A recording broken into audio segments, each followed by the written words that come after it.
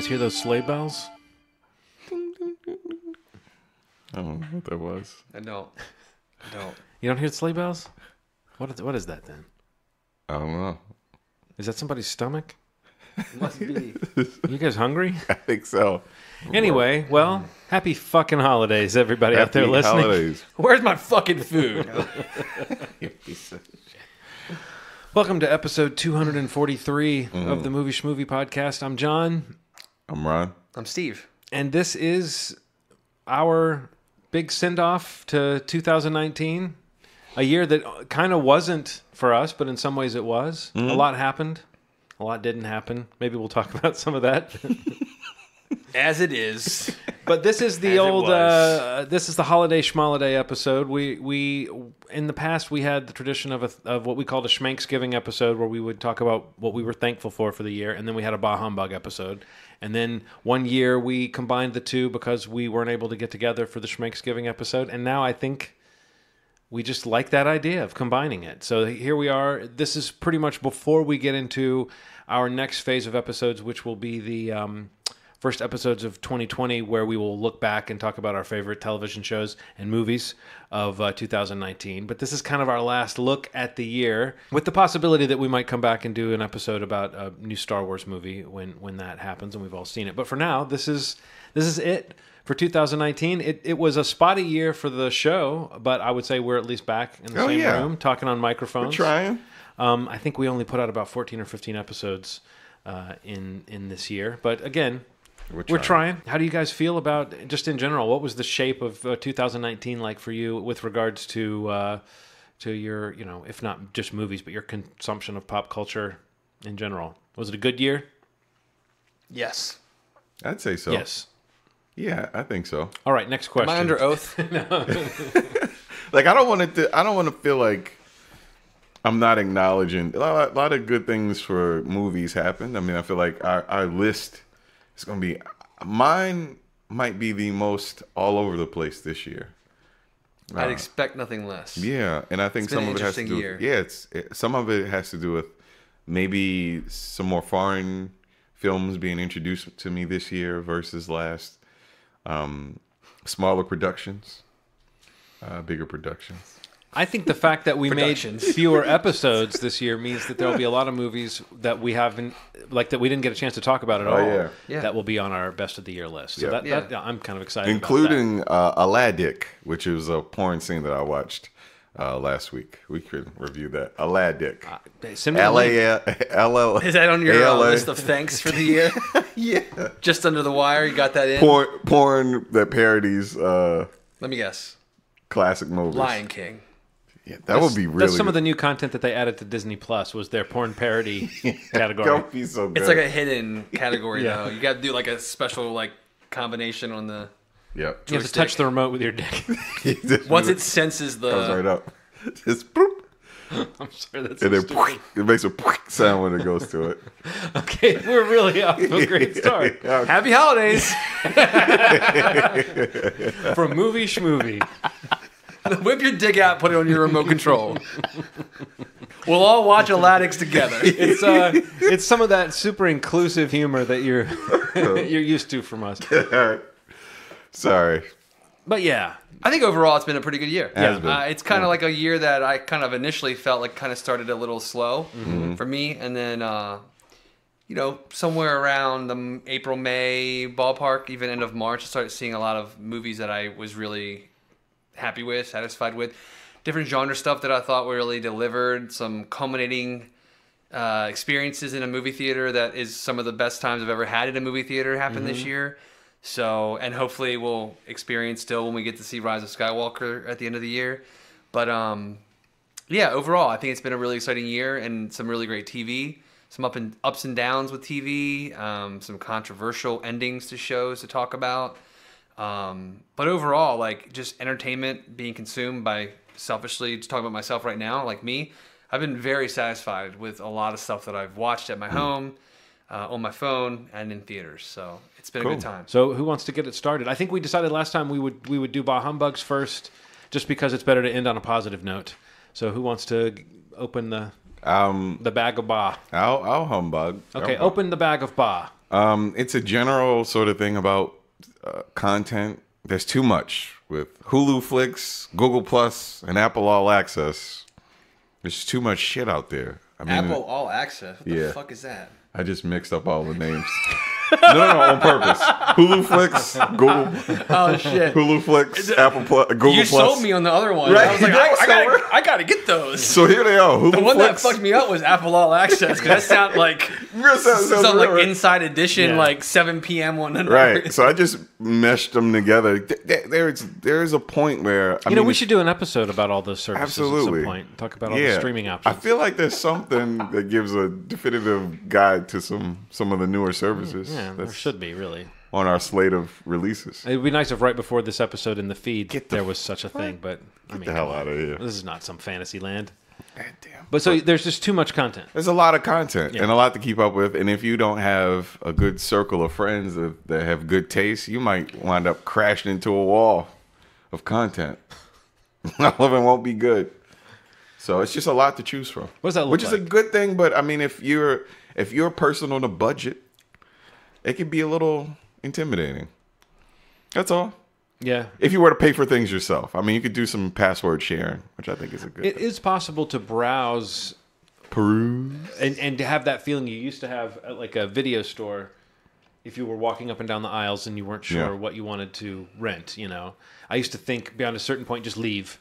You clearly don't know of anything you want to get, but you don't want to spend time and not come out with something. yeah. But I find that it's very easy for me to browse and spend 15 or 20 minutes browsing, and then something will pull me away from the television, and I won't sit back down, and I'll realize, I was just confounded by all the options, Yeah. And there's a lot of stuff that seems pretty good. That's the other thing, that it's not like you're choosing between all the stuff that sucks and maybe that one good thing. It seems like there's a lot of good stuff. good things. Yeah. That's my I'm gonna call on Audible real quick, and I'm gonna have a bah humbug right now that is not directed at you, but I'm gonna bah humbug those complaining about too much content. That's fair, but not to you. No, because it's been on my mind, it's and fair. I mentioned in the prior episode that I always go back and forth with one of my coworkers about this. We talked about it just on this theoretical podcast that maybe existed before this one in the feed. About all the streaming It'd be great services. to actually get some answers. I would assume they'd have talked about this, which was that this mystery box storytelling, Steve. That it was this tiresome. idea of too much and putting these things together and what am I missing? What am I not missing? I think the reality is that you're in a world now where creators are able to create more than ever before. And if you're a creator, if you're inclined in any way or any form of art that would allow you to put your stuff into the world, I think these platforms, these options are a godsend in ways. If I was one of those people, I mean, I've had my experience in other forms, but speaking about movies or TV shows specifically, if I was one of those, I would see this as just the most amazing opportunity ever, because I don't know that maybe I would have an outlet if these kinds of things didn't exist, or if there were more gates still, if there was more gatekeeping happening to larger things, if there was only 2 versus 22. Right. Yeah. Not that that's the case, but it feels that way, which is accurate. You're absolutely right. It's easy to get overwhelmed, but it's I get very overwhelming, and I get that. I think the reality, though, of saying it's too much content, I think it comes down to it's there for you when you can find it. Yeah. It's not going to go away. It's there. Just like you find movies that you missed in years prior. Yeah. You'll find it eventually. If it comes to the top or it rises to the top based on marketing or based on word of mouth or just, your time being finally available to find it. The reality is that there's probably pieces of entertainment out there that exist that would have never existed without this option. This is true. So I just feel like it's a fair complaint to say, oh God, I feel so overwhelmed, because I say it all the time. But I don't feel like it's a problem. I don't feel like that's on me to say. Oh yeah. I need to say, I really want to see. I really want to check out C on Apple TV Plus. Okay, but I just don't have time. There's 5 other shows I'm watching, but I'm going to just note eventually when I get around to this thing's going to be in the world. I'll find it eventually. Yeah. But if the buzz surrounding it makes it so that I can't ignore it now, I'll just shift things around and find it. And things will have to just move around. So I don't know. I just think that the idea that you have total control over it, however you want to view it, as there's too much.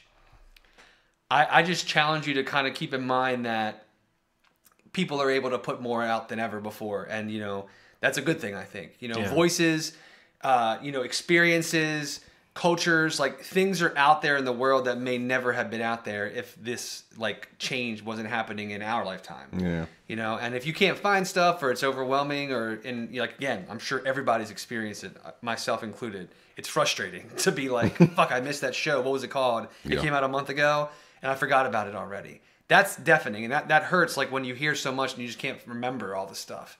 Yeah. But if you really want to be that person that watches all the stuff, take a note, fucking be responsible in some way and like find it in the future if you really want to find it. Because the stuff that really is the best thing for you, you will find your way to, I think. Yeah. And I think that it's a great thing that there's just like Too much content? too much content. I would reframe it into a lot of options. Yeah. This is going to be like a triple bah humbug. And this is kind of vague. Maybe you guys can help me figure out what it is about this that bugs me. But I want a bah humbug. It happened this year with Game of Thrones, which admittedly a flawed show. Maybe even the last season, some of those flaws were more on display for some people than for others. But it feels like that show got consumed and spit out so quickly. Yeah.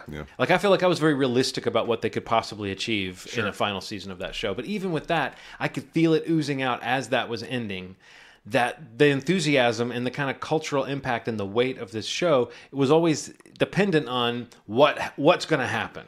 Yeah. And I will say that I guess that what I'm bah humbugging is how quickly that went from like, oh, everyone loves this show, and everyone's talking about it, and everyone's talking about what house they're from, and everyone, almost to the point where I, as a fan of the show, was like, wow, there's some people out there that are some super fucking fans of this thing. They need to calm down. That then when the show was over, it was just dead to people. And so many people, then the knives came out, people that were dissatisfied with that last season, as I said, or the way the finale wrapped up. It was suddenly like, it was dead and gone in such a way that now people talk about it like it wasn't even good. I mean, again, I can go toe to toe and talk about issues and flaws and problems maybe that I had with that show and how it was run and even how the adaptation was done. But the truth is, that show, those characters, everything about it, it became a household name because of the show. Yeah. I mean, it was this world that George R.R. Martin had created, but you needed some way, some vessel of getting that out into the world that was understandable. And those books are really dense and full of characters. And that show managed to create these iconic moments and memorable things out of this. So I don't know. I feel like people talk about that show like it was a failure. I don't know. Maybe you guys can help me put my finger on what rubs me the wrong way about that. Some of that really does have to do with the way that we consume things. The fact that there's so many things, but also there's something about the hyperbolic talk that exists on social media. The way that people talk about things is like grossly exaggerated. Like, you don't like something that's done. Yeah. You like something, it's good, but those things could change so quickly. People are fickle. Yeah. People like a laugh more than they like the truth. It's just a lot of things. Like, you can't dismiss. I mean, one thing that connects us is that we have an appreciation for artistry, right? We joke around a lot. We're dismissive about some things. Yeah. But the artistry of it, none of us are dismissive about, right? So there's like a thing that exists in current culture where everything can be reduced to a joke. No matter how hard you work on it, no matter with people who have never created things most of the time. Mm-hmm. So that feels a little dismissive of this whole, years and years and years of people speaking positively. But it makes me feel like, is that the way people value things? Like, anything is subject to change. Anything is subject to this scrutiny. And I don't know if I want to do that all the time. I don't want to dismiss everything that doesn't have an ending that I like. Right. The answer would be just to get off social media. I mean, like, Twitter is just a cesspool at this point of that type of thing. If you're talking about fandoms, yeah, a lot of the stuff that we're talking about actually gets waged on Twitter. How you feel about it, Steve? I agree with everything you're saying. I mean, actually, I had it on my list to talk about too as a bah humbug. I don't know if it was specifically with Game of Thrones, but it was just like of this. I mean, like just toxic fandom stuff like this. Yeah. Like, this is not a great example of it, but it's just like this immediate like disowning of things when it doesn't like meet the story that you wanted it to meet. Like, you just have the expectation, and you're waiting for a narrative to match that in some way, where there's like 50 versions of it out there among 50 people, and it's like there's no way it's gonna be anything but one. You know what I mean? It's like this is a reaction to that show specifically. It did seem like a unique thing, and unfortunately, it did kind of feel like the air was let out of a really kind of crazy experience over that last season. It was like required viewing.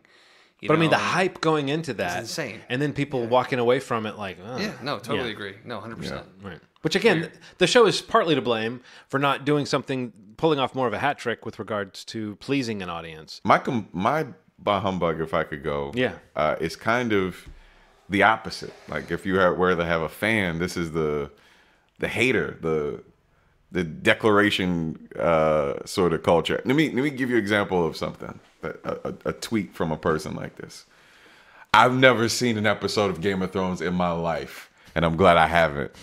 Those people, the people that declare things like, you don't have to see it. They just imagine it's shitty. They're like, people are dressed like, this is the Lord of the Rings. Mm-hmm. It's like that kind of culture of dismissiveness without consuming it, and I know it's a lot of it based on memes. Memes can really, or stills of shows can just make way for jokes and stuff like that. But I'd say kind of just the dismissiveness that exists, kind of in the culture too. Like for the fandom, there's equal parts just hate without people having any facts. Yeah, no, that is like the next. I mean, like that is another level of the same thing of the person who has a really strong opinion about something that they haven't seen. Really weird. I've never seen an episode of The Wire ever in my life, and I never want to. It's stupid. It's like just people. There are lots and lots of people who retweet people who just say things like this all day. I've never watched a Disney classic in my life. It's just like, what does this do for, like, what is it? Is it to be funny or I think what it is social media has become this thing where people, it's just brain to whatever the platform you're using. And, everybody feels like their voice matters. And look, I think people do matter. I think it's so funny. This argument forces you to say things like that, but it's true that it's like every voice matters. Everyone's, except some people's voices are stupid, and I don't want to have to hear them. To have a stupid opinion. But it is true that like you get by on the virtue of your ideas, in that sphere. So it is true that if all you're doing is liking to tear things down or to kind of rebroadcast something that's really negative, it does start to seem kind of ignorant, like willfully ignorant. And it just sounds kind of stupid to be like, it really wasting any energy saying, even though we're doing bah humbugs right now, but just being negative for the sake of being negative. It, anytime you see, like I think of that on, not just on Twitter, but like on Facebook when somebody posts a movie they like. Yes. And then people have to jump in and say, this movie's stupid and it's overrated. And if people say, why would you say that? And they're like, oh, I suppose everyone's supposed to have the same opinion. And you're like, no, you could just not post on that. You don't know how many things I hate every day that I don't comment on? I just don't say I hate this thing? Yeah, no. So that idea of you have to sound I feel like Steve probably gets a lot of that because he's like posting. He's like, I don't want to go see this movie. And people are like, you know what? That movie's trash. And you're trash for watching that movie. Thankfully, I haven't really experienced that much. Good. I don't know that I have as much of a social media presence as maybe you think I do. I think you do. I think my friends and family Steve, I think you're hot in the streets. My friends and family are fairly nice to me. and not coming at me. And if they do, I'll smack them. Yeah. Maybe. Shut your mouth. Yeah. They know. No, but I think it's super funny. Maybe because I have like a bunch of comedians for friends and creatives. Just these harsh opinions about things. Yeah. It's like, oh man. Well, that becomes the game. It's like if the funniest, harshest opinion is the one you want to hear, and that makes sense in comedy and on Twitter where you're trying to be pithy. But yeah, it does create this. It's like there's this sea of snark that we're all swimming in, and it can be noxious at times. Snark without wit. Yeah. Is like ill-informed snark. Poorest form of humor. It's awful. It's really terrible to me. Like if I don't mind you telling me you hate something, please make it creative. Yeah. Please make it funny. Like try to make it. I'm good with that. Yeah. But just to be like, this show is dumb. Mm-hmm. All right. I didn't ask you. I didn't say, hey, have you seen the show? How is it? I just tag said you. Didn't say that. So. Right. But I don't think that person that wants to do that understands that because they see what they're saying as like an antidote to everybody liking something. Oh, yeah. And so, like, I know if I hate something and I see one person say they like it, I probably think, oh, some people like that thing. But if I see 2 or 3 people say they like it, it probably seems to me like I've seen 20 people say they like it because I hate it. Does that make any sense? Oh, yeah. So I think sometimes when people come in and they do that I'm going to yuck your yum thing where they post the negative thing, it's like they feel that the discourse lacks this negative critical opinion that they need to interject into it. Yeah. And they don't know that from a distance, it seems like, no, it doesn't really lack that. It's just some people like it and some people don't. And you didn't really need to come in and You're shit just on kicking the someone's good time. sandcastle. Yeah. That's right. all it is. It's Yeah. like, you build this nice sandcastle. And maybe they're thinking, I don't mind when someone knocks over my sandcastle. Yeah. It might be true, but I doubt that that's actually, I think a lot of times those people are thin-skinned about their own sacred so, too. cows, So to me, it just kind of seems like don't be negative unless you have to be, or unless you're on a podcast where the point is to be negative, like we're being right now. Yeah. But yeah, there's a general theme of like the fan reaction to things that we become conscious of, and I know you've complained about that in the past too, the hype cycle and how you get hyped too far in advance. Should we just drop out of? Is the answer to all of these complaints just we should stay away from social media? Yeah, I think that's where all this happens. Yeah, around the time that like bigger stuff, especially towards the Star Wars release, I'm off of social media. I'm done for a little bit. Yeah. Like I'm gonna give it the last 2 weeks right before it. I'm gonna hold you to that. I'm gonna watch. I'm gonna try, man. I did it for Endgame because I was really nervous, more so for something being ruined. Yeah, people are just spitting out. I tried to ignore that stuff, and it's weird. There's so many facets to that you could almost take. You could talk about 10 different instances of different ways that social media life, that negativity, the way it offshoots of things. Here's the last 10 minutes of the script from the new Star Wars movie. Right. Well, yeah. Like here's all these JPEGs of this script. It's just that's how I'm spoiling your fun. I'm farting in your face. I'm slapping you when you're having a good time. Where does that impulse come from? Are they all trolls? Because so many of these people, if you click on their profile, they've got like 50 followers, if that. And it'll be a picture that you think, well, this might not be them, or it's an egg, or the description will be something that implies a sort of MAGA kind of thing or something. There's just so many, but I mean, I always wonder, is this a real person or not? Like, is the level of trolling is just. Yeah, but even if it's just trolling, maybe I just don't get it. I don't get the joy of trolling. Me either. I know that people, if someone's really enjoying trolling, they would be saying, "You just don't get it. You just don't get it. I'm having a blast over here." To me, it feels like it feels like it would be like sitting in a diaper that you had shit in and just wiggling around. To me, that's what it seems like. Yeah, damn trolls. Well, Steve's your turn. My next humbug is, I guess I'm just gonna call it like stale IP. So this is going to be things like over this last year. I mean, just up until recently, the week that we're recording this, the weekend before, another relaunch of a franchise completely bombed at the box office. But I kind of just want to like call out a few movies that over the last year that were like either sequels, reboots, relaunch, whatever. You're starting to sound like me.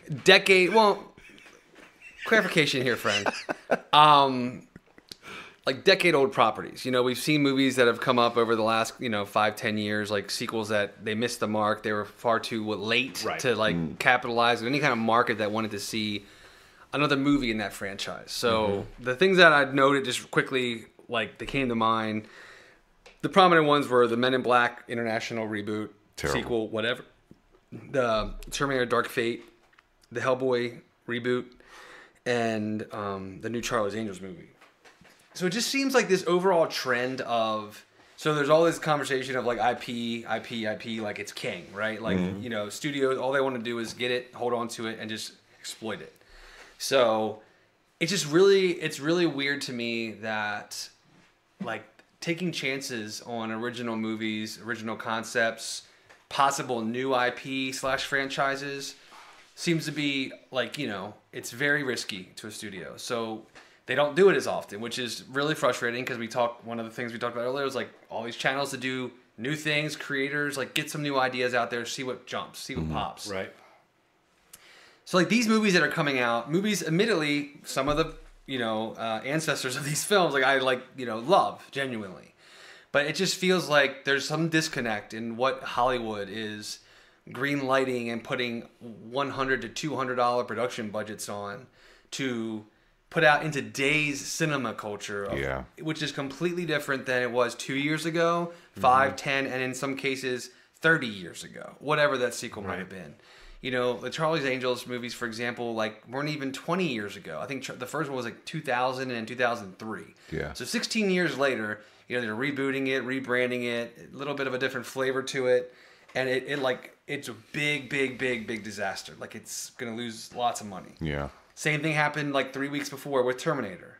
You know, same thing happened back in the summer with Men in Black, Hellboy, all these movies. Same thing happened to a small degree with Dr. Sleep. Dr. Sleep. Which, little different. Even though it's different, it still had The Shining 2 or The Shining sequel or whatever branding could have been on that movie. Maybe it should have been called Shining 2. As much as a joke, but it should have. Well, in a way, I mean, I know we're all saying that kind of half joking, but I'm honestly saying that like marketing. Well, like Dr. Sleep is a terrible title. Yes.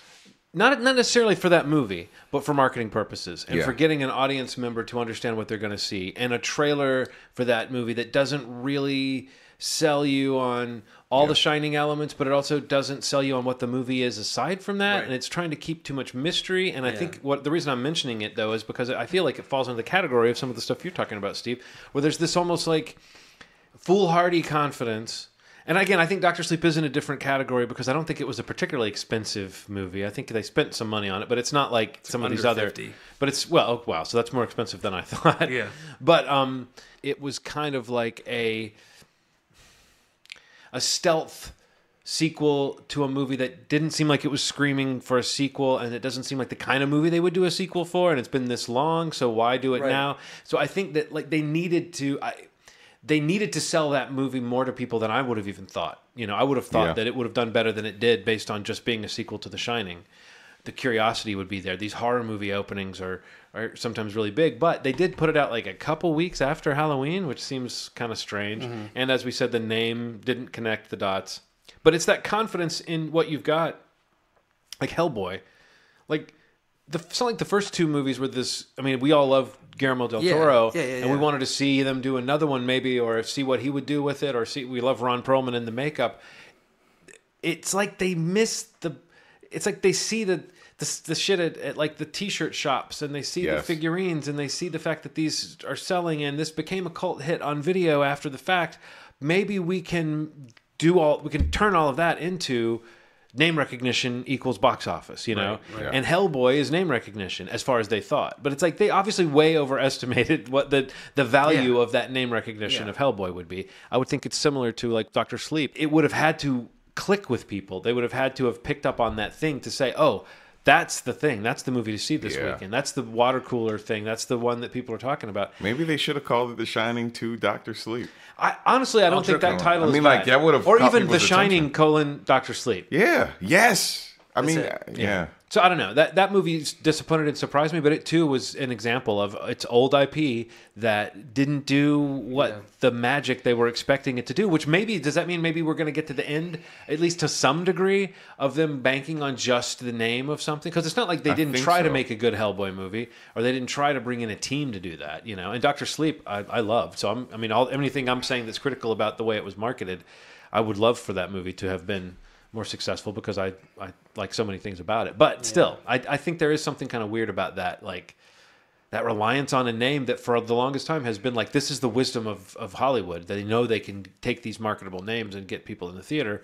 Well, if you can't do that, like, what's the problem? Like, why was Hellboy unable to connect? Was it on top of everything else? It just wasn't that special of a movie? I mean, even if the movie is good, you know, like, even if it gets good reviews, like, not that it got great reviews, but, like, the Terminator movie of the ones I just mentioned has the best reviews of the ones. Yeah, that one surprised me. Maybe Dr. Sleep, but I mean, like, even beyond being enjoyable, like, I liked it, too. It was fine. I didn't, like, love it. But, I mean, I just think that this idea of, like, you know, the IP war that they have among these studios of like, we literally are looking at our catalogs and we're saying, what do we already have? What can we remake? What can we reboot? What can we spin off, franchise out, do whatever? Or what can we modernize a little bit? Whatever the angle is. Mm-hmm. And it's just like, this thing is like failing time and time again. And like the box office is in such a weird state where like the only things that succeed are like big animated movies and superhero films. That's what everybody criticizes about the box office. But that said, there are movies that are coming out that are not those movies that still are succeeding because of a big swing or hitting a demo that is criminally underserved at the box office, whatever it might be. And some of it may be marketing, who knows? Like Doctor Sleep is an example of that. And but I mean, it's more so like these aged properties that are like, you know, have history with the studio that they feel like they just have to do again. Mm-hmm. Yeah. And I just hate that idea of like, you know, the Terminator. We've done like 3 other sequels that failed. They made money, but they probably ultimately lost money on those movies. So why do it again? Yeah. You know, maybe they'll do it again in, who knows, probably 5-10 years they'll do it again. I don't know. Like they bring back Linda Hamilton. James Cameron kind of vouches for this one. If that couldn't make it happen, it does seem like why would you come back? Now, obviously, someone's still going to believe the Terminator name has got some value. Right. And maybe they'll come up with a pitch, you know. It's IP that they're going to always try to exploit, but it's just like, it's more of a frustration with, you know, because of all the content that's out there, there's so much. Yeah. Like, you know, they're banking on these huge things that are getting these huge production budgets, where instead they could be giving, you know, 5 movies a green light that they just give a budget to for, you know, one Charlie's Angels movie. Yeah. You know, like 10 movies that are just mid-level movies that they don't make anymore. Mm-hmm. You know, and I know it's a risk because those movies historically aren't making money at the box office now. But I mean, I find like I feel like you can't just like resign to that fact. Yeah. You need to challenge that. You need to make a Get Out. You need to make even Ford versus Ferrari opened this past weekend, huge, $30+ million. You know, it's going to make over $100 million probably. You know, that's a big adult drama. Right. You know, not a small movie. It's a big budget, big stars, but it's not IP that existed. You know, it's based off of a true story. But I mean, like these kinds of things are like, I just feel so underserved at the theater, and I go to the theater all the time. You know. And I just feel like I'm getting sick of seeing like all of these franchises that at one point I loved just come out and just like fail miserably. Not just financially, but just be bad movies. Yeah. Like stop making these bad movies that are sequels or retreads of movies that are so aged that the people paying for movies still, they don't want to see them. Mm-hmm. Like what are they not getting from this data? You know, this entire year, I was trying to think of like one that was the exception of what I'm talking about. And maybe you guys can think of one that was like a sequel or like a reboot or of something of a you know, something that was more than maybe 10 years old, you know, that succeeded a lot, like wildly this year. It just seems like they're just so desperate to like redo these properties that it's just like, go make A Quiet Place. Go make these, not even talking just genre. Like, I'm just trying to think of things that pop in my mind that are just like original movies that in that case is a franchise. Yeah. There's a sequel coming out next year. Yeah. You know, these are huge movies now. And they need to create that next generation instead of like, because I feel like a part of it kind of like tarnishes the brand. It does. You know, like think people it does. think about Terminator and the only good thing is like, well, Terminator and Terminator 2 were great. You know, it's like, what about the other 4 movies in the franchise that are most people are like don't like? Yeah. You know, that's not good IP at this point. And yet they do keep coming back to it. Yeah, You it's know? just crazy. It drives me nuts. It feels like old school regime versus a new, and I think that the home experience is pretty fast, you know, because they're serving people on a pretty fast scale. They're delivering the content right to your doorstep. That's one thing, but the movie industry still feels like it's in this archaic time where they aren't adjusting to. Yes. Like you said, the data, I mean, it's pretty obvious now that they can go to social media, they can go to places and source the information and make decisions based on that. The problem is the change hasn't happened, and they're still kind of banking on this idea. There's still a bunch of older people that are like, we got to grab from this bag and take this stuff. Mm-hmm. That's what works. Merchandise works.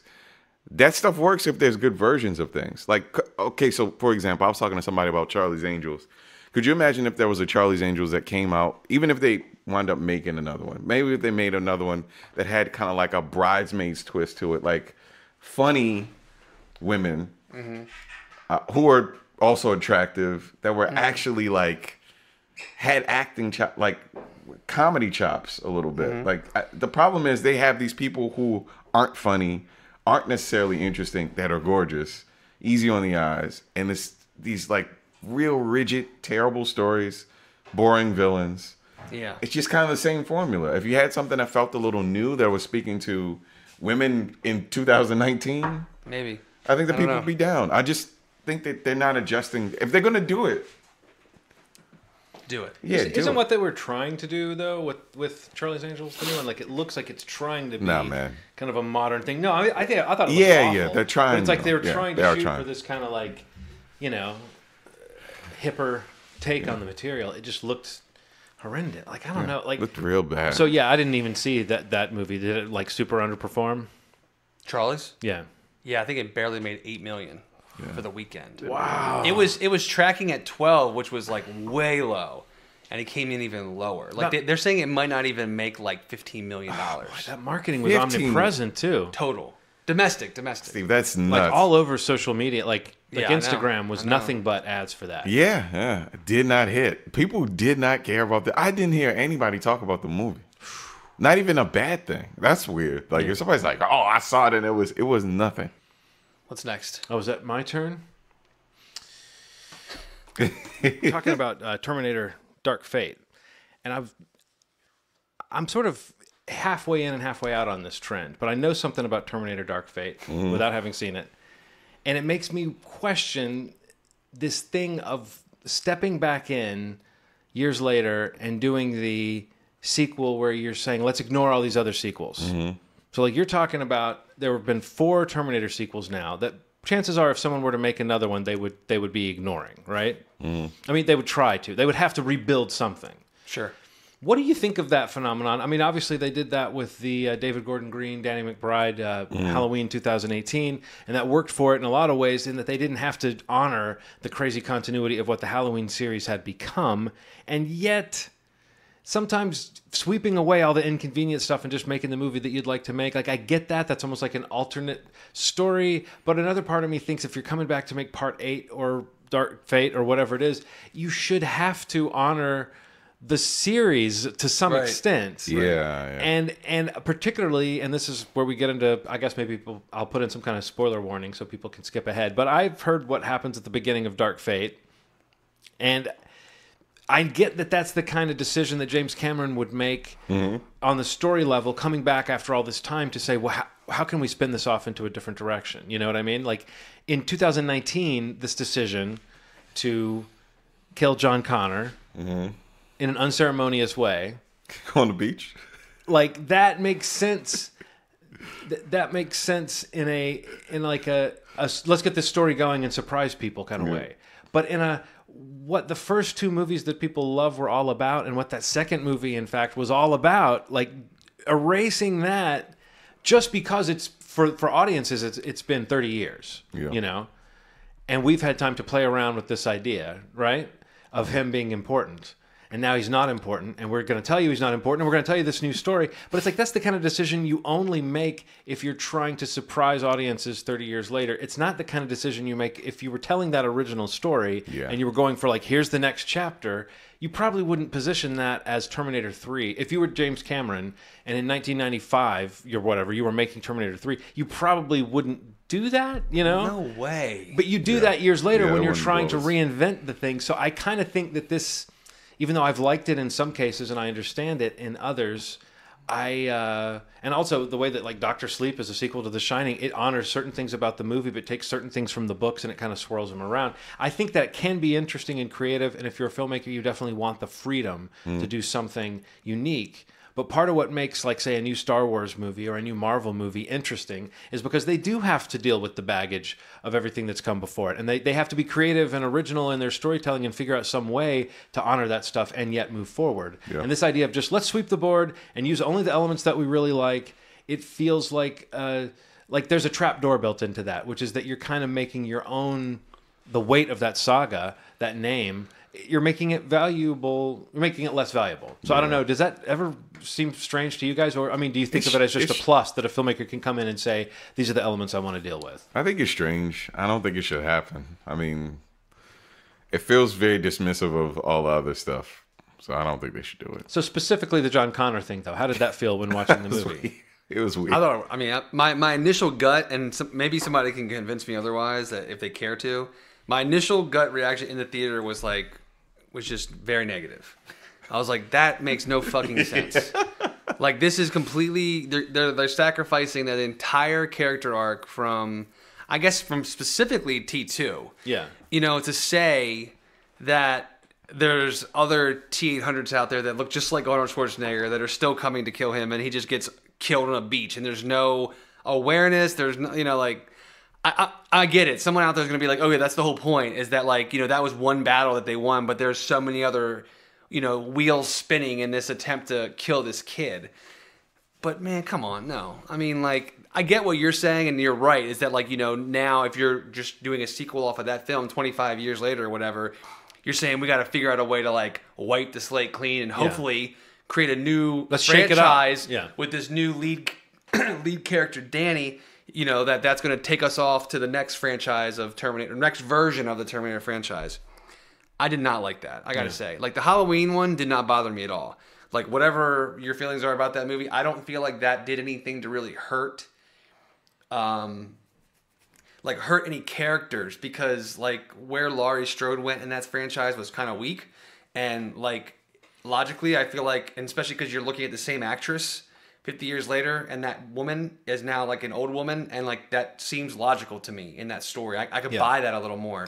I don't feel like I lost any kind of emotional connection I had to that character. Don't you think it also helps that Halloween had already rebooted itself with the Rob Zombie films, and they already had brought Laurie back and killed her off, and like tried to make a good one and made several schlocky ones, and it's like it had been through so many different things already that it actually makes a little bit of sense to say, let's go back to this elemental storyline. Like, and so I guess I'm agreeing with you that decision works for me creatively, whereas the Terminator decision, again, having not seen Dark Fate, I feel a little silly bringing it up, but it doesn't work for me just conceptually to do that. It reminds me of... It's what's odd of Cameron was on the other end of this one, which is that at the end of Alien 2, or Alien 2, at the end of Aliens, we have a new set of characters. It's Ripley, and it's Hicks, and it's Newt, the girl, and what's left of Bishop, the android. And at the beginning of the next movie, they wipe out everybody except for Ripley. And that seems strange, because that was James Cameron setting up like a logical sort of, this is the team for the next movie, and then the next movie came in and squashed that. It's weird to see him going back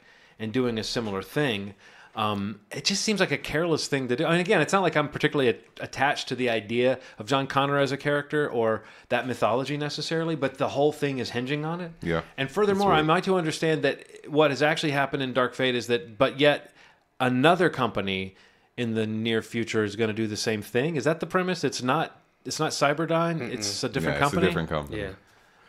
I guess how does that make sense? I mean, like, that seems like you're making such a mash of things. So the logic was like, regardless of if you stop a company like that, another one will emerge. Yeah. And then when you get rid of that company, another one will emerge. I mean, I get that as an idea, and maybe that's what you're saying, Steve, is there's a conceptual point you're making there. Right. But from a storytelling standpoint, it just doesn't seem like the story that you would set out to tell. Like, well, if you're going to sacrifice that in the first 10 minutes, the story that's coming should be very creative or very original. And while I did like the movie, they're basically telling the same story. The same fucking exact same story. So why sacrifice a character that worked for 2 films of an arc, bringing back original characters that haven't been together in this franchise, digitally inserting, you know, a young Edward Furlong just to kill him in one scene? Yeah. It's like, if you're going to do that and you're going to make me have that gut feeling like that really, I didn't like that, you got to prove me wrong that you had to do that. And I don't think this movie, with the story that they went forward with for the rest of the film, was anything really creative or new. It's maybe updated, maybe more of this time, but it's not a new story. It's not something that you needed to completely undo that. Yeah. As a sacrifice or whatever. But that I didn't like that. So again, I feel bad about humbugging something I didn't see, but when I heard about that, it made me think about this phenomenon. So I guess I'm tentatively giving a partial bah humbug to this idea, more so to say that if you're going to come in and you're going to sweep the board clear of certain sequels so that you can make the movie you want to make, just have a good idea, like you said, Steve. That's it. Have something new, have something bold you want to do. Don't just sweep away the old to reboot the old. Yeah. And that's kind of thing, even though I didn't love the Halloween 2018, I think they did have something interesting to pursue with the Laurie Strode character. Watching the first Halloween with my wife and son a couple months ago, and then recently they were like, let's watch something spooky. And I saw that Halloween 2018 was on HBO.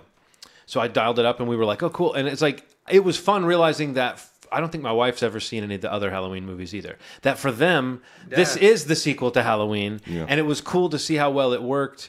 So much so that at the end, when Michael kind of disappeared and you don't see him, and I told Henry, I said, they're going to do more. This same team's coming back to do more. He was like, "Oh," he said, "that won't be as good." He burned down at the end, And I was like, so to him, he still hasn't embraced that idea of like, that Michael Myers, no matter what you see happen to him, he might not be dead. Yeah. Which is, admittedly, I don't like that as a story point in any of these movies either. That like, if you do a Friday the 13th movie, you have to spend the first 15 minutes justifying how he's back, But also, it just struck me that like he doesn't quite get the idea that even if the plan was to kill him at the end of this, even if we saw him being ripped apart and we saw nothing but ash left, if this movie is successful, they're going to figure out how to do it again. Yeah. And I said, so Henry, what would you rather? Would you rather than bring him back, or would you rather see another character assume the mantle? I said, because that's really the only option these movie makers have. If they know this is successful and they want to make more money, it's someone else is the killer, or Michael comes back. And that's like on a teeter-totter of like, you can, your life of experiencing movies, how fans could react negatively to either one of those things. It's much safer just to bring Michael Myers back than it is to say someone else is the killer. Yeah. But with the right storyline, you could say, okay, we're going to do something bold with this franchise. But I think the way that movie ends as not showing you his dead body is very pointedly saying the door is open for this character to return. But it was funny to see my son, who at 11 still thinks a story is being told, and it's like, so he's like bummed out to think, what, that doesn't seem like a really good story that they would bring. It's like, yeah, I know, but at this point you need to realize it's not a story. Yeah, it's a franchise. Yeah. It'd be like watching a soap opera and being sad that like that character died, they're back. What? It's like, yes, the whole point is it'll happen. Yeah, it'll keep happening. That's what happened to me with comics. I realized at a certain point, like, this isn't telling a story. Yeah. And so I dropped out in my 20s. Now I'm more realistic about it. I can dip in and read certain lines. But at a certain point, I was like, this doesn't mean anything. They keep killing people and bringing them back. And one writer comes in and undoes what the last writer did. So, yeah. That's crazy. It's weird for franchises to be that same way. We like to think there's a voice behind them. But it's really a company. Yeah. Oh, it's my turn. So my bah humbug last Final one. bah humbug. De-aging. Stop de-aging. Oh God, that's people. a good one. Just have people the age that they're playing in the movie. I thought you were going that route when you brought up Terminator. Yeah. Because of the old stuff, the limits and stuff. Which wasn't a lot, but Well, so is it a completely CGI Edward Furlong that's in this movie, or is I don't know, to be honest with you. It looks like it. I don't know. I thought I read somewhere that he like shot something for the movie, but maybe that was something that got cut. But I guess it's CG. Do you come back when they say, "Hey, we thought of a way that your character is completely meaningless and not important at all, and we're going to kill you"? Oh yeah. Maybe sign me up. Maybe that wasn't the plan, because reportedly Tim Miller and James Cameron butted heads heavily over this movie. Oh really? Yeah. So maybe there was something else, because I had read a while ago that he shot some scenes for the movie. But I'd be shocked if it was that scene, because it didn't. I mean, he looks old now. And floaty. He also looks very floaty when he's like floating around. I'm with you on the de-aging though, Ronald. It's so weird. Stop doing it. It's like movie magic. Yeah, just have people the ages that they are in the movie, and use some prosthetics if you must. But jeez, stop doing it. Stop cutting off somebody's head and adding on the CGI head. It just looks strange. Yeah, it's not there yet. That's what I want to say. I want to say you guys have gotten some pretty cool moments, and there's been a few scenes where we're surprised, but it's not quite there yet. So you're not blowing our minds. You know what I mean? It's not blowing our minds the way that you think it might be. It makes them look all weird. Even in some movies where it's very briefly used, it's odd. Like Michael Douglas in the Ant-Man movies, when they throw in a flashback, it's like he looks okay, but there's certain parts where you're like, his face is doing something weird. Like it's like Henry Cavill's face with the digital mustache removal in Justice League. It's just you don't want to be looking at someone's face and going, there's something weird about their face. It just feels instinctual. You look at somebody like, that's not human. Yeah. It's true. Strange. It's very animal instincts. All right, Steve, what's your final humbug? You were kind of getting at it a little bit. You mentioned Dr. Sleep. My final humbug was, I guess, People Studio. I don't know. We're sleeping on Mike Flanagan. Yeah. And it really bums me out. Yeah, I don't want to say sleeping because I'm not trying to make a pun out of it. You're basically saying you were going to start writing headlines for Variety. Yeah. I just feel like, we're fans of his, and, I love Dr. Sleep. I know you saw it. I don't know if you've seen it yet or not. I have not. I want to. It's really good. It really fucking bums me out that this guy cannot find box office success in any way. Yeah. He has a Stephen King property that is a great film, got a decent budget to make it, has an amazing cast, and it fucking bombed. Yeah. He did the sequel to Ouija, whatever you want to call it. Yeah. The sequel that he made was so good. It's so good. It's such a great little horror movie. It's a good standalone movie. The first Ouija made like $100 million, and it was a shit show. Yeah. They make a sequel, have a really good director really come in and do it. Movie bombs. What the fuck? Yeah. The only place he's found success is Netflix, which is fine. Mm-hmm. Hush, really good movie. Gerald's Game, really good movie. Haunting of Hill House, one of my favorite shows ever. Yeah. But like the only place that he's like getting the attention he deserves is on Netflix. I do not we talked about the marketing. I think that's a big problem with what happened with Dr. Sleep. But I am really bummed out about just like another miss for this dude at the box office. Yeah. I know he's doing this, he's part of the next season for The Haunting of Bly Manor for Netflix for the sequel to second season of this series. And he's got some other things. Midnight Mass is a movie he's working on that sounds really cool. I don't know if that's going to be in a theater or Netflix. But I just really am bummed that this guy is not like getting to the... I'm not even trying to compare, but like into the James Wan, Jordan Peele echelon of like box office hits. No, I would definitely look at... I mean, I know James Wan is a special case because of the hits he's been associated with and the kind of big movies he's been associated with. But if we just look at Jordan Peele for his genre work... I would love to think that Flanagan could at least... I know Jordan Peele's like a phenomenon, but like could operate in that zone of like just the mainstream picking up how good his movies are. Like that this is a genre movie with a little plus added to it. That it's not typical of the genre. It's actually adding to it. It's so weird to me that he's not connecting with a wider audience. I mean, Haunting of Hill House does seem like it kind of did, but it also has that Netflix binge. Does that? Yeah, working in its favor. I really wonder if people even know that Dr. Sleep is from the guy that did Haunting of Hill House, and that is also the Gerald's Game guy, and the Hush guy, and the Ouija guy. It's like there's got to be some way to connect these dots. And yeah, I'm with you, Steve. Why is he not more of a name? Bums me out, not to take anything away from Jordan Peele, who's amazing, but he's a name. No. Give it to the Mike people. Flanagan is not a name. I'm saying the talent's there, the skill, the mastery. I legitimately think he... I mean, whatever it is, even if it's Netflix, whatever, like 5-10 years from now, he's like going to be one of the ones. Yeah. And I genuinely believe it. Like, there's other filmmakers in the genre, horror guys that are making movies that are getting, a lot of attention, that have really great followings and critical success films, but can't get a big hit in the theater. Like people like Ari Aster or like Robert Eggers, like that have like horror films that are like more critical darlings and of that quote unquote elevated horror genre that somebody created.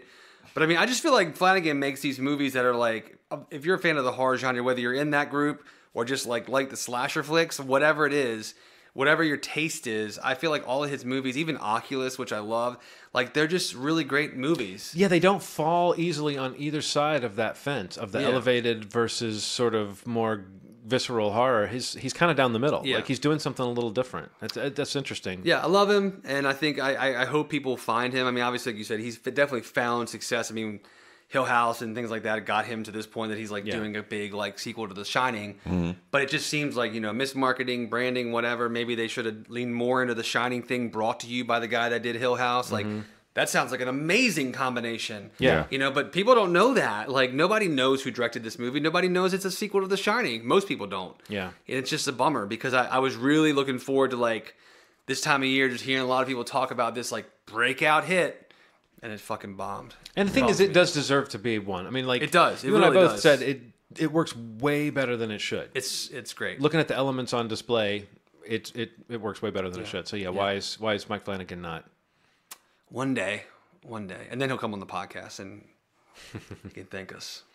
Well, my last Bah Humbug is also sort of like an appreciation of someone, so we'll wrap it up with a slightly positive vibe. But this is a quick nod to the fact that this was sort of a lost year for Movie Schmovie, and there were a lot of things we normally do or would have done this year that we didn't get to do. And I thought about the movies we didn't really talk about because they went by in times when we weren't doing episodes. Like we didn't really talk about Toy Story 4. We didn't really talk about the end, the sad end of the Fox X-Men franchise with Dark Phoenix. Those could have been episodes.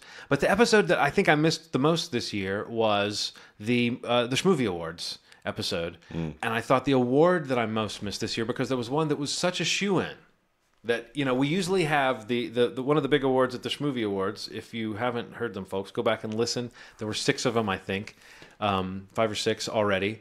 We used to call it the annual. If we ever go back to doing it, we'll have to call it the mostly annual Schmovie Awards.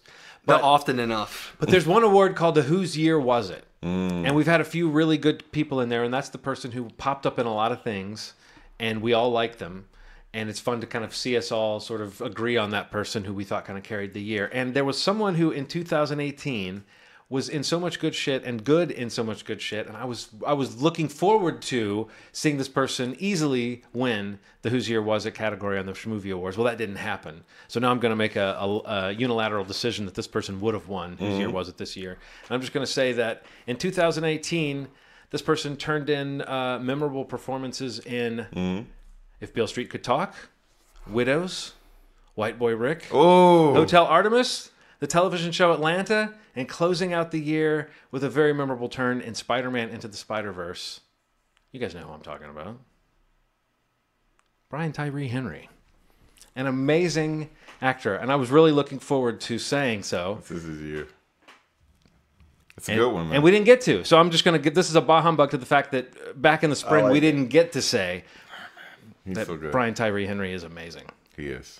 And I'm really excited that he's got a major role in The Eternals, one of the next big Marvel movies, which also has Kumail Nanjiani in it. Which, if you didn't know that already, you know it from watching him. Anytime you see him now, he's all built. Yeah. I'm not quite sure what to do with a built Dinesh on. That's his character's name on Silicon Valley, right? Yeah. Yeah. Anyway, so that's it. Bah humbug to the fact that we didn't get to say hooray. Gotcha.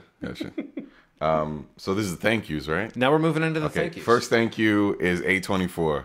Man, I haven't watched all the movies in the 2019 slate, but I have seen a little bit of Farewell. I did see Midsummer the other day. You saw a little bit man. of one of them? Because it's all subtitles, and I wasn't mentally prepared. I thought I was. You know, you're like, I can watch this. And I'm like, 20 minutes, I'm like, I can't do this. The Last Black Man in San Francisco, I've seen. And really looking forward to Uncut Gems, and I will see Lighthouse. Oh, Uncut Gems looks amazing, yeah. Yeah, so, I mean, A24, we always talk about it. We should actually have an episode for them. But, yeah, thank you. We should.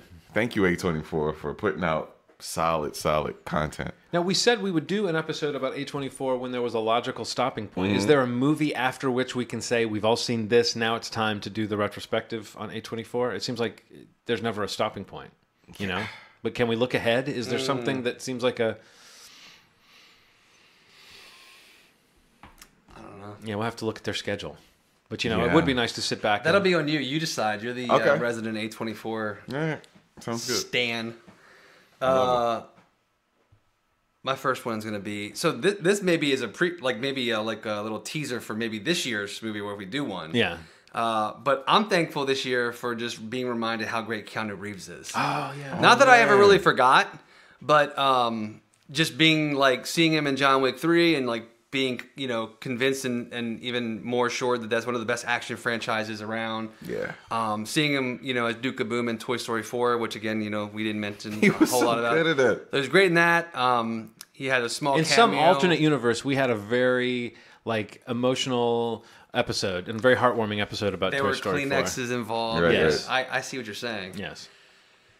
He was also had a great little cameo, small role in Always Be My Maybe, which was Ali Wong's rom-com. Oh, yeah, he on was. Randall Park on Netflix, he was fucking hilarious. And tweaking his image as the nicest guy in the world, too. Totally. Just self-aware of that. That's a certain level that actors arrive at where you get to make jokes about being a total jerk. Yeah. Because people know that you're not one, you know? Yeah. And I'm not a gamer, but the Cyberpunk game that he's a part of is apparently a huge thing. He was also funny in the Between Two Ferns movie. That Netflix movie. He's just got a lot of stuff coming out, and he's always been just such a cool guy and just a good person, it seems, and it's just good that he's just had an amazing year. And I feel like of the conversation you have around movie stars, I'm not saying he opens movies, the John Wick franchise is maybe the exception, but I mean, having a positive movie star, people rally around him, and I love that. Yeah, and people love him. It's just a good thing to be excited for him, to be he was a part of every cycle of news for a few months, and even still, he was in the SpongeBob trailer this week, and people are going nuts that he's voicing a fucking a ball of what I don't even know what it was. It was tumbleweed. Tumbleweed, yeah. And he's got the Bill and Ted movie next year. Just whatever, man. Just let's do it. I don't think people are prepared. Now, I might be like the Hollywood idiot who thinks the franchise, the name, is going to carry some weight.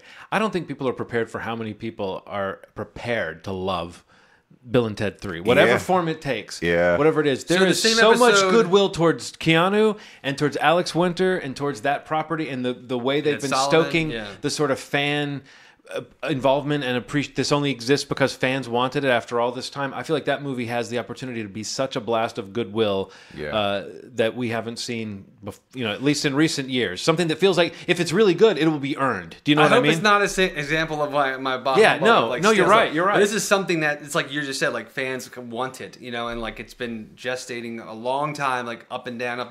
Will they? Won't they? You'd like to think they wouldn't do it if it weren't something special, right? And it took time to get it to happen. And money coming from different places and taking less money as an actor, it's amazing that it's happening. And I just think it's a good time because Keanu is at peak Keanu right now, so it's only going to help the movie.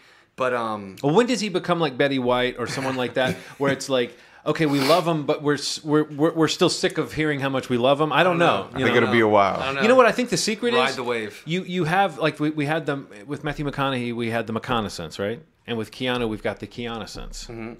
Yeah. I think if your name lends itself to merging with the word Renaissance really easily, you've got a shot. You got a shot at having one of these cultural moments. Yeah. People love portmanteaus. Let's ride it. I'm a fan. And no, but we love him. I mean, it's funny that everyone at this table loves. I think it's honestly, he's probably in my top 5 celebrities you'd want to be stuck in an elevator with or something like that. He just seems like a good guy. He's got some of that. Harrison Ford rescues people in his helicopter, and Jack Bauer, or pardon me, Kiefer Sutherland tries to tackle muggers type thing. He's got some of that vibe of he seems like he's a good guy and real. He would try to help you. He would if he saw you with a flat on the side of the road, he would pull over and he would be chill about it or something. Yeah. And supposedly when he came to do Between Two Ferns, he totally got it. And they were saying we're going to be kind of mean with some of these, and he said, "Oh, I know, I love it. I hope you are. Again, it's just he seems like he gets it, and he seems like we love to see someone who seems to be fully aware of what they are and who they are, especially someone who's had a career for so long and could have this weird distorted perception of themselves. He seems to know. How much Keanu is worth. It's interesting, man. It is very interesting. Yeah. And to be able to go back in the same year, even in the middle of all that, the Matrix had its 20th re-release. 20th anniversary release in the Dolby screens, and I went and saw it at the Columbia Theater, and it was just phenomenal just to watch in the peak of this conversation, there's the star of the Matrix, and 20 years later he has one of the top movies of the year. He's in a second top movie of the year. He's this game and announcing a Matrix sequel and build it's all this crazy shit's happening for him, and it's just it's a good thing. I love me some Keanu, so that's my number one thing this year. Well, my first choice, not my number one. I like Keanu Reeves a lot. What about you, John?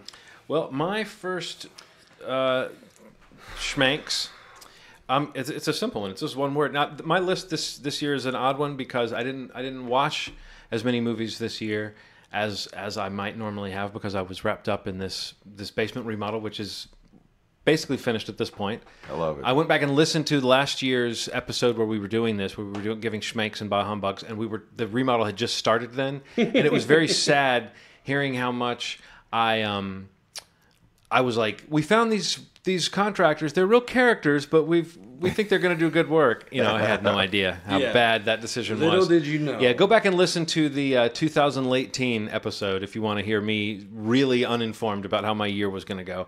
So this year was kind of a year that like fell off the calendar for me in a lot of ways because we had this one big project. So I did a lot of things other than watching movies. And one of the things I did a lot this year was cooking. And I got to say, you know what I'm really into now, and I want to just say I'm thankful for, and I'm glad I can express myself through garnishes. Garnishes, man.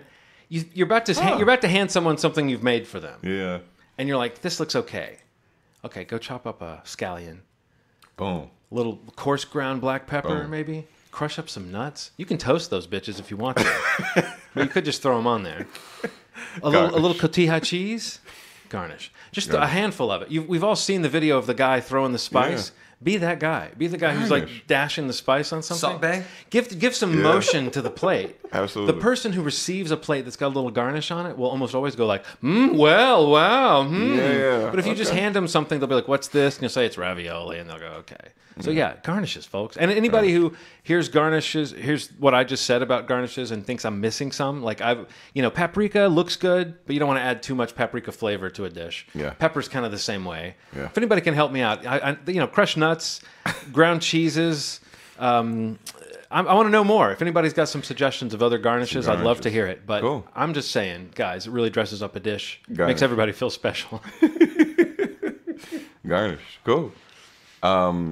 My pick is actually something that we kind of humbugged, but it's social media, particularly Facebook. And I say that because Facebook is often shunned by the younger generation as like something that kind of sucks. It's terrible. But I remember something like it's for old people. Yeah. All of my family is there. And there are times when you're seeing movies, you're experiencing things media-wise, and you can't go to everybody's house. So posting about it and interacting through these things is a really nice way to communicate with somebody halfway across the country, halfway across the world. And it's nice to have debates about things that are currently around, movies, TV shows, with people. Sometimes I forget, even if it's somebody that complains, I'm like, this person's in Kentucky complaining, and I wouldn't have heard this person's voice, nagging it almost voice distorts through text. That friendship in a weird way, because there's people that I know way more about than I actually know. Yeah. And I feel like some of these people, if I saw them in person, they would be like, hey, John, because it's like we know each other way better than we could have before. I agree with you. I think Facebook is like a sinking ship. People are leaving it. People talk smack about it. But there's a certain set of social interactions that would completely disappear from my life if I was not on Facebook. I wouldn't have it anywhere And I'd be else. bummed about some of that. There's certain people that honestly, I feel like I'm friends with that I have an almost entirely Facebook-based relationship with them. And I don't know if that's cheesy or not, and it's still better to know them in person, but in lieu of being able to be in the same place, it's great to have that sort of checking in with folks. And the way Facebook is set up, I have not seen another social media app that quite captures that level of what it does. And I know we hate Zuckerberg, and he's worse than the emperor, and he's evil and everything. But as far as like what it does, what it provides, there is this like ease of contact with people that is kind of irreplaceable in some ways. Yeah. Okay, cool, man. Facebook. So yeah, you're not too cheesy for saying that. But then again, think about it. So I'm a 46-year-old white guy in the suburbs saying, no, Facebook's good. But I know what you mean. I've got friends that I'm like, I wouldn't be friends with this person at all if it weren't for specifically the way this app lets us interact. You know, it's nice to be able to. My next thanks is going to be just HBO in general.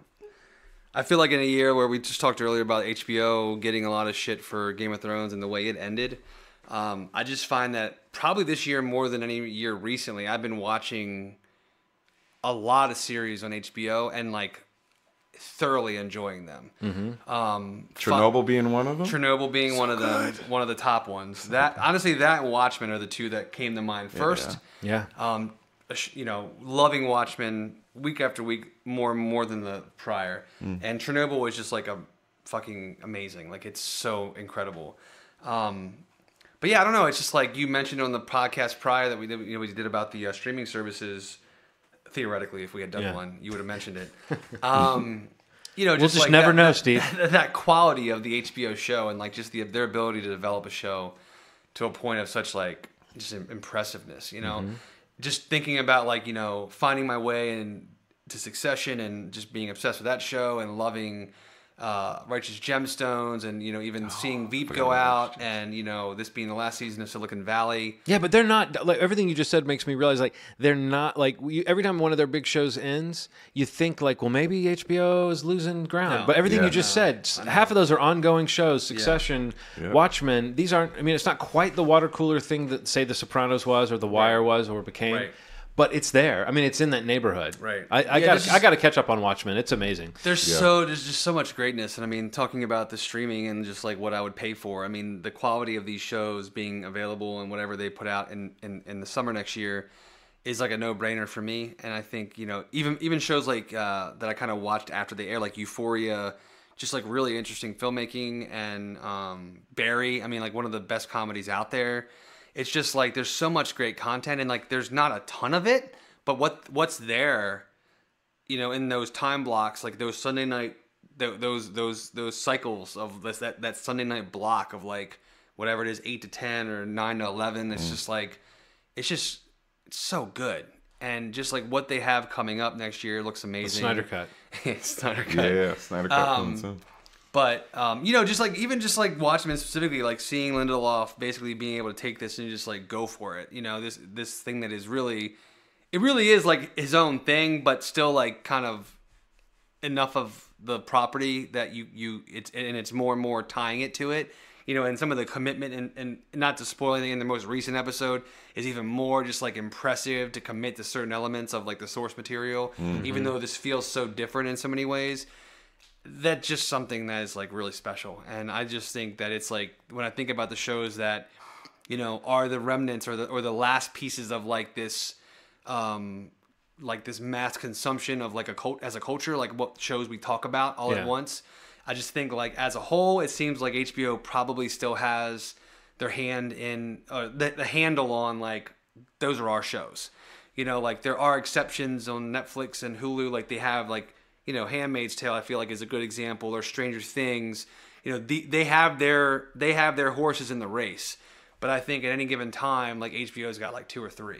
Yeah, and that's like just something that I don't know. I've kind of wavered in and out of over the past couple of years, but this last year, I just found myself kind of settling back into catching up with ones I missed. Mm-hmm. To your first point about all the content. And just finding like an appreciation for like, fuck, they make really good shows. Yeah. Good Steve tying it all together. Look at me, man. Yeah, it's a good one. If only this was our last episode ever, we could just end it right there. No, but you're right that like that question of like, are they out? Is this it? It's never. It's the answer has never been yes to that. Not yet anyway. So all right, I guess. Last time when we did this, one of the shows I was thankful for, I was talking about sort of comfort food in the form of being able to stream shows. And at that time, I was saying The Office was a big show that my family had gotten into. And I discovered that in the last year, I think that kind of reached critical mass where now that's what people say about The Office, is that they're watching it for the third or fourth time through. And it has become the sort of show that you can just put on. And this year, with the remodel and everything, in addition to cooking, the show that was like the best blast of like positive energy this year that we watched, and we kind of devoured it once we got into it on Netflix, but Schitt's Creek. So funny. It's like funny, but what makes it special and what makes it one of my shows or one of my things I'm thankful for as its own cultural impact, is just the fact that it is positive. You've seen like the Bluth family on Arrested Development, and so you might think what the Rose family on this show is, this idea of a bunch of rich people who are lowered to, I mean, the premise is they lose everything except for this town that the dad bought for the son as a joke at some point, and so they have a place to go where they're put up and everything. But it's basically just a high concept sitcom where it's rich family in Podunk Town and they don't have money anymore. So it's a really simple concept. And it could be set up for all kinds of mean-spirited humor about how podunk the town is and how awful and shallow the rich people are. But instead, within a season or two, it carves out this niche where it's like, rather than watching the Ricky Gervais cringe comedy, you see moment after moment and plot after plot where someone almost does something that really embarrasses everybody or almost does something really cringe-inducing. And maybe there's something kind of Canadian about it. It is co-created by Eugene Levy and his son, Daniel Levy. So there's this kind of like Canadian politeness to it, but it's like, imagine cringe comedy filtered through people that are going to apologize to each other later, and you have the vibe of this show. It's like, it's never too mean, it's never too sweet, it's never too silly. But it has surprised me at times with how heartwarming it can be. And I mean, Eugene Levy, who he's done so many great comic turns. He's playing a relatively straight character, but he's just like a handsome older dad who's trying to be the nice guy and trying to do what's right. And you would think, well, that sounds kind of like a bland character, but there's so much comedy involved in watching him get slightly embarrassed and try to soothe people. And Catherine O'Hara is just one of those comedy ninjas. Like, she is delivering shit. It's so amazing. And yet her character is still somewhat grounded and somewhat real. And then the co-creator of the show, Daniel Levy, Eugene Levy's son, like, he's a great comic creation too. He's playing like this super self-centered kind of scenester that we've seen before, but we also see that he does care about people. And when he offends someone, he tries to put it right. So it's like, I don't know if they were deliberately saying, let's make a nice show. The show continually surprised me with where another comedy would go mean. Right. This show goes towards showing you it can still be funny, even if at the end of the day, people are caring about each other and being polite to each other. And so it sounds schmaltzy and cheesy. It's not that. But if you watched it, you would get into the rhythm of it. But it was such a refuge with all this shit that was going on this year, just going up to the bedroom, and my wife would say, you want to put on a Schitt's Creek? And it would be like, this is the show that I can watch 2 or 3 episodes in a row before going to bed. And it just left me feeling peaceful at the end of the day. And I think that's something, I don't always wish for that, but it's really special when something can give you that, like good vibes. Yeah. That's a rare thing for entertainment to have. So yeah, if anybody hasn't been watching it, Schitt's Creek, give it a shot. Let it run for a few episodes. Let it kind of get its hooks in you, and you'll start to believe that there really is a town where people are a small town where nobody's racist. Yeah. Cool. So I think this is my last one. This will be your last one? Okay, so mine is a women creators. So 2 of them stick out in my mind in 2019. Phoebe Waller-Bridge. Oh, yes. And Lena Waithe. So these are 2 women, very different voices, but the specificity of their voices and the perspective that they bring, I don't think I've ever seen. So like Phoebe Waller-Bridge wrote and stars in Fleabag. She's also in a show called Crashing, and writes Killing Eve. Killing Eve is a cat and mouse sort of show about a serial killer, and the relationship that this cop has with this serial killer is out of this world. There's like anger, borderline hate, sexual tension, but all not done in a way from a male perspective. It doesn't feel like super sexual. It feels like it's a sexual attraction, but it's more of like an admiration for the beauty of a person. It's really cool. And with Lena Waithe, her acting career is kind of taken off. And she produces The Chi. She wrote the pilot episode, and also wrote the screenplay for Queen and Slim, which has a lot of buzz. So 2 women who have this incredibly specific sort of voice that is relatable to all, if you kind of take it in and sit down, really good perspectives. So big fan of women creators. Those are the 2 that kind of stand out in 2019. No, I almost said like diversity, or I don't want to give Hollywood too much credit, but it's starting to slip through. You see some of these names on some of these, like who's getting to direct big projects, who's getting approached, who's been given these jobs that probably should have been spread out a little more evenly all along. But I don't want to say it's happening. I don't want to be like Pollyanna about it, but it does seem like there's more, even if it's just because the bean counters know that they can make money off of diversity. Right. I don't care if it results in more voices being heard, but it does seem like it's still a meritocracy. A lot of these people are still some of the most talented people working. Yeah. So like Phoebe Waller-Bridge, like but didn't she do a script polish on the new Bond film? Yes. So that's the kind of gig you get when people know you've got the goods, So that's a good one. Cool. All right, Steve, your final thanks. My final thanks is Avengers Endgame. Oh wow! I just and more specifically just that experience in the theater with a crowd that is enjoying something as much as you are. So I mean, we've said tons about this movie, and I don't want to say it again, but basically, just the idea of something coming to that kind of culmination, in today's movie-going experience, like, you get used to going to theaters now and there's like maybe 12 people there. Like the experience is so fragmented now that, you're not really experiencing it with a crowd anymore like you could be, and you're maybe going just to really experience the movie in this technical, environment that you really maybe were intended to see it in. So when you can still accomplish that, but also see with a crowd on opening night that are as excited or more excited than you are, you're all in the same... And everybody's vocal in a way that is actually fun and part of the experience. It's not really... No one's in there to like really, cause any problems or like hinder anyone's experience with the movie. It's really just like, how can we elevate this experience that we're having together? And you're all just kind of like buzzing. You can like feel there's like an energy that you don't really ever feel in a movie. And I don't really know the last time it's like at a concert you feel that sometimes, but it's hard for a movie to reach that level where everybody's looking at everybody like, yeah, it's happening. Yeah, we're here. We're here. Yeah. And yeah, I don't know. Like there's a handful of experiences. I mean, even just since knowing you guys, like, I can remember when we saw Avengers together, just moments of that movie, like we were like buzzing.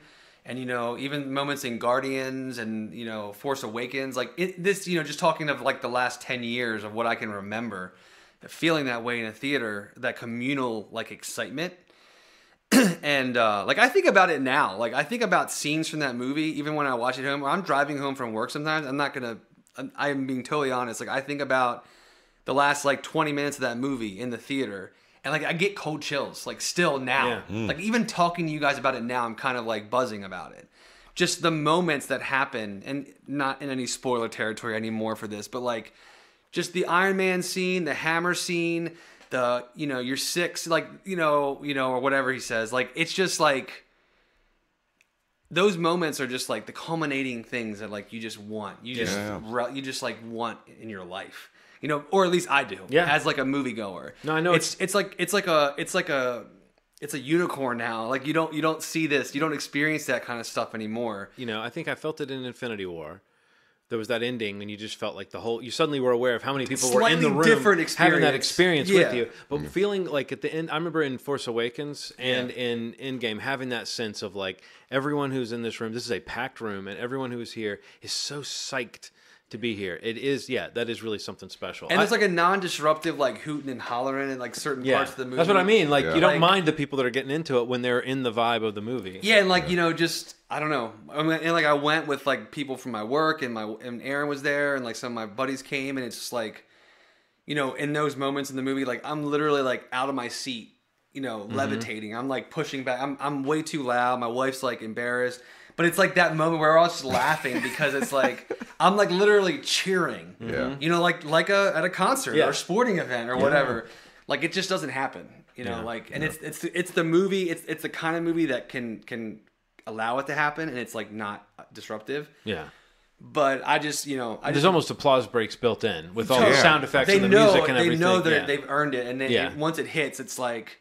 When he gets the hammer, there is a break, and it's so people can just like cheer. Yeah, but you still have Thor says, "I knew it." Like I knew it. So you still have a quiet moment that you might if people cheer too loud, you might miss. So there still is that gift of the second time through, going, "Oh yeah, there's even more here." Yeah. But no, that movie's great. I wonder. The Rise of Skywalker, which comes out in just a few weeks. Do you guys already got tickets? I do. I didn't. I'm probably gonna get them this week. Okay. Yeah. I'm excited. I'm going on Thursday night this time. Me too. Which Owings Mills was the only place I could get. What time? I guess like the 7 o'clock. 6 or which one? I think it's like the 7:30 whatever showing. We might be able to experience it together. Oh, that's crazy. That's where I'm going. No, because when I decide what happens with the ticket pre-sales is I always sort of sleep on it for like half a day or 2 days or something, and then I'm like, I don't want to be the guy who like goes to look and finds that Sunday or Monday is the soonest I can see the movie, and I went and I was like, damn it, because I always forget like this is a family, like this is an outing for us, and we all get psyched about it. So I was like, no, I'm going to try to find some Thursday night action because I always like in the age of assigned seats, I always forget that like that buying this ticket doesn't mean waiting in line for 2 hours to get in. It's like no, it means different. You can just traipse in 5 seconds before the movie starts and sit down.